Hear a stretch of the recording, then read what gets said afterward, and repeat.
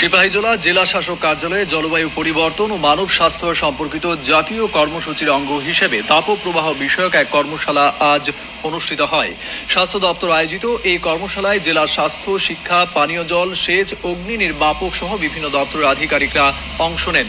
কর্মশালায় আলোচনায় অংশ নেন দপ্তরের বিশিষ্ট প্রশিক্ষকরা ছিলেন সিপাহীজলা জেলা শাসক নাগেশ কুমার বি, অতিরিক্ত জেলা শাসক সুব্রত মজুমদার ছাড়াও জেলা প্রশাসনের পদস্থ কর্মকর্তারা।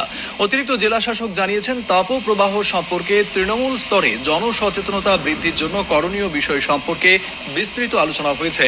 তাছাড়া তাপপ্রবাহ থেকে রক্ষা পেতে শিশু থেকে বয়স্ক সহ বিভিন্ন পেশার মানুষ কিভাবে আগাম সতর্কতা অবলম্বন করবেন সেই বিষয়ে দিনের কর্মশালায় আলোকপাত করা হয়েছে।